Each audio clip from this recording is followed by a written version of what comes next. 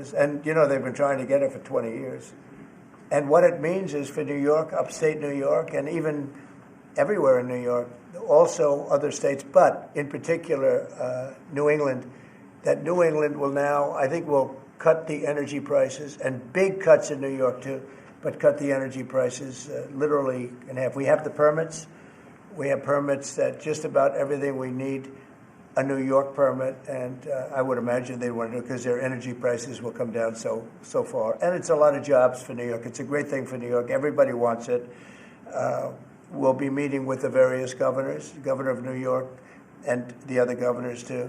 And we can have it built in about 9 months, and let's say 1 year, but we can actually have it built in pretty close to 9 months. It's all set. We have most of the permits, almost all of the permits. And on just, you're prioritizing energy dominance today. You've also prioritized trade balance. The oil industry is a little worried about the steel tariffs. I mean, they put 20,000 feet steel in the ground at a well. How will you balance that? Is there a possibility? You're talking about steel and aluminum. Indeed, steel tariffs. So the steel, I saved the steel industry in my first term by putting on tariffs because China was dumping massive amounts of steel. Others also, but mostly China. And I put very substantial, we took in $600 billion worth of tariffs from China. No other president's taken up, literally haven't gotten 10 cents from China, not 10 cents. And hundreds of billions of dollars came in from China. And they understood it. They understood what I did. But the dumping stopped. And had I not done that, you wouldn't have one steel mill, I think I can say, not one steel mill operating in this country. And we need steel. We need steel. I mean, there are some things you have to have, and steel is one of them for military, et cetera. So I think steel is going to be very strong. It's going to be very strong. I think it'll go back to being really powerful. We saved it. We were talking about U.S. Steel last week. U.S. Steel would have been closed, totally closed. We saved it. And now it's going to become, I think, very, very profitable. The tariffs are going to save a lot of industries. Mr. President, U.S. Steel, can I just follow up on U.S. Steel? Go ahead, finish up.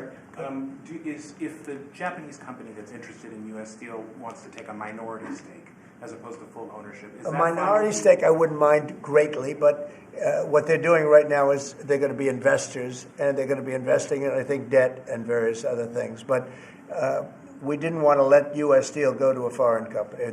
U.S. Steel was the greatest company in the world for a period of 15 years. It was, it was the big deal 80 years ago or so. And psychologically, we can't even think about letting that happen. But what is going to happen, and we've already seen it, you see it in the stock price, with the tariffs, U.S. Steel is going to be a real powerhouse again. If I can just follow up on Jackie's question about Munich. Vice President Vance's speech to the conference has ruffled quite a few feathers in Europe. What did he say to ruffle them? I don't know. He was talking about the freedom of speech and migration in Europe. Do you believe that European leaders have a fundamentally different view of the world than this administration's? Well, I heard his speech, and I tell you, you're talking about JD's speech, right? Yes, sir. I heard his speech, and he talked about freedom of speech, and I think it's true in Europe. It's losing. They're losing their wonderful right of freedom of speech. I see it. I mean, I thought he made a very good speech, actually, a very brilliant speech. Yeah. Europe has to be careful. And he talked about immigration. And Europe has a big immigration problem. Just take a look at what's happened with crime. Take a look at what's happening in various parts of Europe. I thought his speech was very well received, actually. I've heard very good remarks. And in regards to Ukraine as well, yesterday you mentioned that you thought Ukraine's NATO aspirations were one of the main reasons that the war broke out. Who do you blame for the war, Ukraine or Russia? Well, I think that there were a lot of people to blame. All I can say is very simply, if I were president, that war would never have happened. And you know what else wouldn't have happened? The Middle East wouldn't be all blown up, and October 7th wouldn't have happened either. Those two areas, you wouldn't have inflation, you wouldn't have October 7th, you wouldn't have Russia and Ukraine fighting. None of those things would have happened if I were president. Mr. President? Yeah, please. You mentioned auto tariffs the other day. Yeah. When do you plan to unroll? Howard, I'd say over the next sometime, maybe around April 2nd. I would have done them on April 1st. Believe it or not, I'm a little superstitious. No, literally, we had it planned for April 1st. I said, let's make it April 2nd. You know how much money that costs? That costs a lot of money just that one day. But we're going to do it on April 2nd, I think. Is that right? That's right. Okay. Thank you. The lead prosecutor in Eric Adams' case resigned today, saying anyone who didn't press forward would be a coward. What's your reaction to that and to the overall implication that politics were at play here?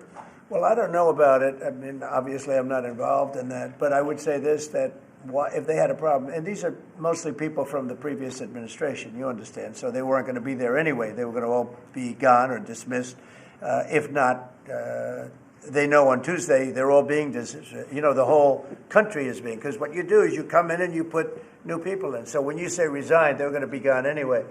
But I know nothing about the individual case. I know that they didn't feel it was much of a case. They also felt that it was unfair with the election. Look, I would know that better than anybody because I was weaponized more than any human being in the history probably of the world. And I won the election in a landslide, winning all 7 swing states, winning the popular vote and everything else. Because the people got it. It was weaponized. And I was weaponized literally weeks before the election. But I think there's also something to be said. I read that. There's something to be said for what they were doing. It looked to me to be very political. But why didn't they bring this up like 4 or 5 weeks ago, 6 weeks ago, or whenever it happened? You know, they just sat around and didn't complain. Then all of a sudden they complain, and they know they're all being dismissed anyway. So, you know, that's the way it is. That's called politics, I guess. Mr. President? Yeah, please. Earlier this week, you predicted that all hell would break loose if Hamas didn't hand over all of their hostages. What do you expect to happen tomorrow in terms of I don't know what's going to happen tomorrow at 12 o'clock. It was up to me. I'd take a very hard stance. I can't tell you what Israel's going to do. But I watched the last people come out, and I looked at a before and an after picture. One guy was a big, strong, healthy guy. You could say he was a little bit overweight. He's not overweight anymore. He looks like he just came out of the Holocaust. It looks like a Holocaust picture. I've looked at him for a long time, and they've been treated very badly. A young lady came out last week. Her hand was blown off. I mean, literally, her hand was trying to stop a bullet that was headed for her face. She put up her hand. She goes like this and wiped out her fingers and a lot of her hand. Now, I would take a different stance, but it depends. Look, it depends what Bibi's going to do. It depends what Israel's going to do. But and now I understand they've totally changed. Hamas has totally changed. They want to release hostages now again. But you have to see, this started by them saying, we're not going to release the hostages as we said we were. I said, good. You have till 12 o'clock on Saturday, which is tomorrow at 12 o'clock, to do it. And we didn't hear anything. Then all of a sudden, 2 days ago, they said, no, we've decided we're going to release the hostages. So, but I actually think they should release all of the hostages. Remember, they're probably as bad as they looked. I mean, I don't like to say that, but they looked real bad 4 days ago, 5 days ago when I saw them. And the young ladies that came out were treated really badly. You don't know what happened, but I do. They were treated really badly. But as bad as they look, the ones that follow probably will look a lot worse. I think they're sending out their most healthy. And they've been hit hard on that, Hamas. So they probably didn't want to release. But they changed their mind. I said 12 o'clock tomorrow, and all of a sudden, 2 days ago, yesterday, they said they're going back to releasing. But this all started by them saying, we are not going to release any more hostages. And then yesterday they said they are going to release the hostages. But I think they should release all of the hostages. About 75,000 workers took this deferred resignation. It's a little bit short of the 5 to 10% goal you were hoping to hit. Do you think you'll have to make up the rest of that number in layoffs? No, look, that's 75,000 more than we would have had. And nobody knows what that final number is because in the end, I think a lot of people aren't going to show up to work. A lot of people, they got used to staying home and quote, working. But, you know, I wonder if they had other jobs or other things. You know, they have a lot of problems with that. No, 75,000 is a lot of people. And we paid them well. You know, we gave them a lot of months of severance pay, if you call it that. But no, I think you'll probably have some more, too, in addition. It's a big, tremendous saving for our government. We want to downsize government, but make it better. run it better, but downsize. Yeah, please. So, can I ask about the UK? I understand that you had a phone call with Keir Starmer I yesterday. did. I just signed a letter to him. He asked for a meeting, and I agreed to the meeting. We're going to have a friendly meeting. Very good. We have a lot of good things going on. But he asked to come and see me, and I just accepted his asking. Do you have a date for that, sir? And what do you hope to Very soon. I think he wants to come next week or the week after. And what do you hope to discuss? I don't know. It was his request, not mine. But, you know, I met him twice already. We get along very well. He's a very nice guy. Thank you very much, everybody. Thank you. Thank you very much. Appreciate it. Thank you, Brian. Will there be carve-outs, sir? Thank you, press. Thank In the you. tariffs? Thank you, press. Thank you, press. Thank you, sir. Thank you. Thank you. Thank you, sir. Thank you. Good job. Thank you. I know it's hard. Thank you, guys.